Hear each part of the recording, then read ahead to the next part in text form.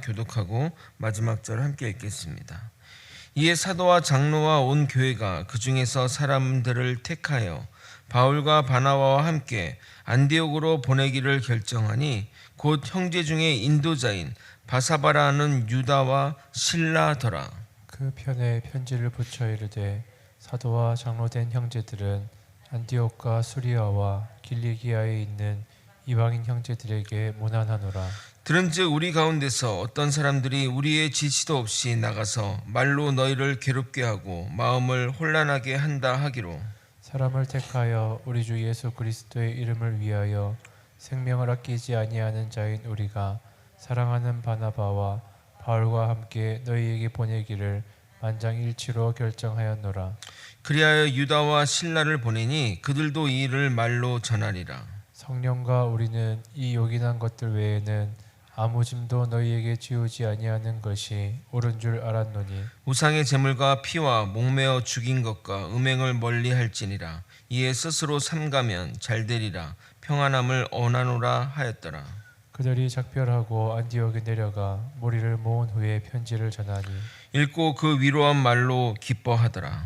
유다와 실라도 선지자라 여러 말로 형제를 권면하여 굳게 하고 얼마 있다가 평안히 가라는 전송을 형제들에게 받고 자기를 보내던 사람들에게로 돌아가되 바울과 바나바는 안디옥에서 유하며 수다한 다른 사람들과 함께 주의 말씀을 가르치며 전파하니라. 아멘. 예루살렘 공의회는 집단 토론 과정을 거쳐서 확실한 증거와 증언 그리고 성경 말씀에 근거하여 결론을 내렸습니다.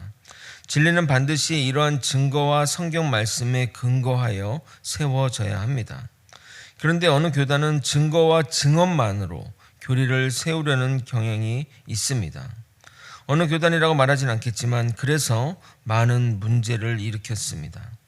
무속신앙에서도 증거와 증언들이 있습니다. 그 무속신앙에서도 정말 놀랄만한 일들을 만들어냅니다.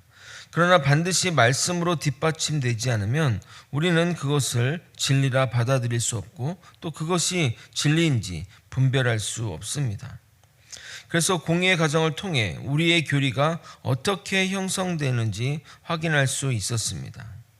물론 성경에는 단 몇 줄로 짧게 기록되어 있지만 오랜 시간 동안 토론을 통해 얻어낸 결과입니다.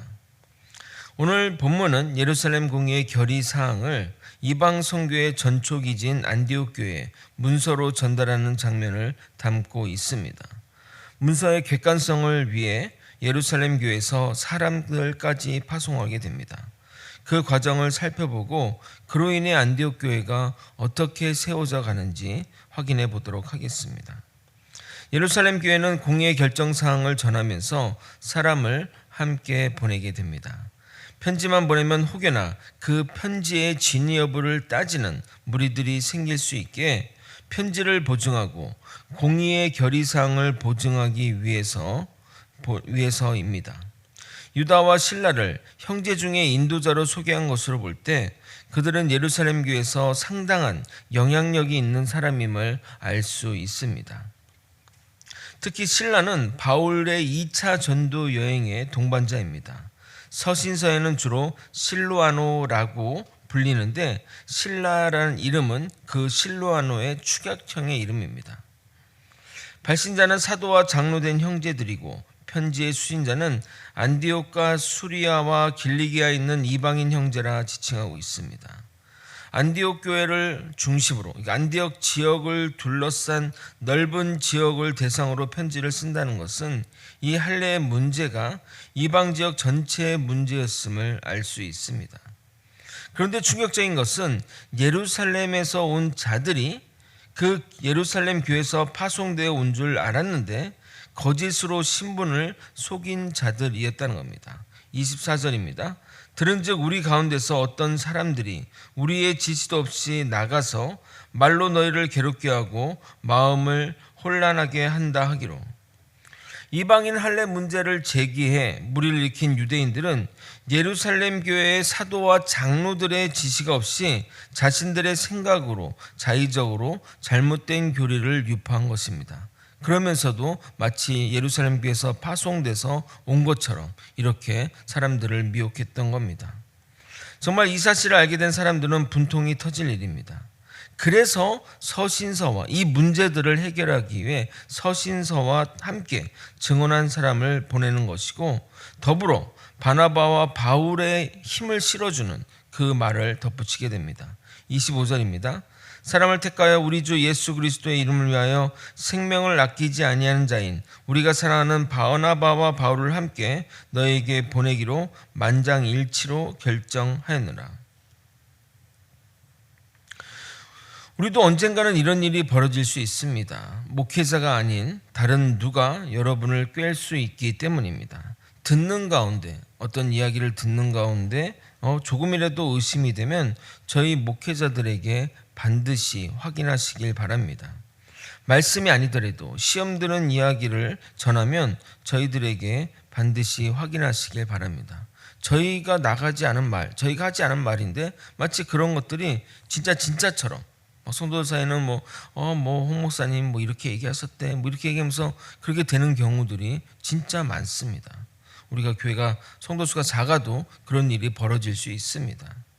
목회자에게 확인하면 될 일을 사람들은 그런 것을 꺼리는 것을 이용하여 그런 것을 이용하여 여러분들을 미혹시킬 수 있습니다. 유다와 실라를 보낸 또 다른 이유는 당시 성도 중에 그를 모르는 사람들이 많았기에 말로써 결정사항을 읽어주기 위해서입니다. 그리하여 유다와 실라를 보내니 그들도 이 일을 말로 전하니라. 결론은 네 가지 제한사항 외에는 다른 어떤 짐도 지우지 않겠다는 겁니다. 이 네 가지 제한사항도 구원의 필수 조건이 아니라 유대인과 이방인들 사이에 불편함이 없도록 하려고 최소한의 조건으로 제시한 것입니다. 그래서 29절에 스스로 삼가면 잘 되리라 라고 말하는 겁니다. 여러분, 믿음의 길은 대부분 이런 길입니다. 스스로 삼가하며 나아가야 하는 길입니다. 절대 주님은 우리에게 강요하지 않습니다. 그러나 우리에게 자유를 준 만큼 그만큼 책임이 따라오는 겁니다. 우리의 살아온 인생에 대해 우리 스스로 책임져야 할 때가 올 것입니다. 부끄럽지 않은 인생을 사는 저와 여러분이 되시길 예수님의 이름으로 소망합니다. 안디옥 성도들 대부분은 할례마저 할 수 있는 사람들이었습니다. 복음을 위해 할례 받는 것이 그리 어려운 일이 아니기 때문입니다. 물론 사도 바울과 바나바는 할례를 한 자들이기에 성도들이 할례를 하는 것을 막을 이유는 없습니다. 그러나 할례를 한다는 것은 그리스도가 우리를 위해 죽으신 그 희생을 저버리는 것이고 율법으로 구원받겠다는 의미이기에 절대 용납할 수 없었던 것입니다. 할례를 받는다는 것은 율법의 체계 아래 우리가 율법의 전체를 받아들이며 율법으로 구원받겠다는 의미이기 때문에 사도 바울과 바나바는 절대 받아들일 수 없었던 겁니다. 더 나아가 율법으로는, 그러니까 율법으로 구원을 받을 수 있으면 다행인데 율법으로는 구원을 받을 수 없기에 더욱 용납할 수 없었던 겁니다. 사도 바울이 쓴 갈라디아서에 이런 내용이 잘 담겨져 있습니다. 갈라디아서 2장 16절에서 19절을 읽어드리도록 하겠습니다. 사람이 의롭게 되는 것은 율법의 행위로 말미암음이 아니요 오직 예수 그리스도를 믿음으로 말미암는 줄 알므로 우리도 그리스도 예수를 믿나니 이는 우리의 율법의 행위로서가 아니라 그리스도를 믿음으로써 의롭다함을 얻으려 함이라. 율법의 행위로서는 의롭다함을 얻을 육체가 없느니라. 만일 우리가 그리스도 안에서 의롭게 되려 하다가 죄인으로 들어간다면 그리스도께서 죄를 짓게 하는 자냐? 결코 그럴 수 없느니라. 만일 내가 헐었던 것을 다시 세우면 내가 나를 범법한 자로 만드는 것이라. 내가 율법으로 말미암아 율법에 대하여 죽었나니 이는 하나님에 대하여 살려 함이라. 그러니까 율법을 통해서 율법으로 우리가 이룰 수 없고 율법으로는 죽은 자로 정죄받았기 때문에 하나님을 대한 믿음, 예수 그리스도를 믿음으로 우리가 구원의 길에 이르겠다는 그 사도 바울의 그 교리적인 내용이라 하겠습니다. 그러므로 할례를 받는다는 것은 예수의 죽으심을 부정하고 다시 율법 아래 들어가는 것이라 하겠습니다. 그러므로 그들은 절대 용납할 수 없는 일입니다. 아마도 그런 이유로 이방 신자들은 난처했을 것입니다.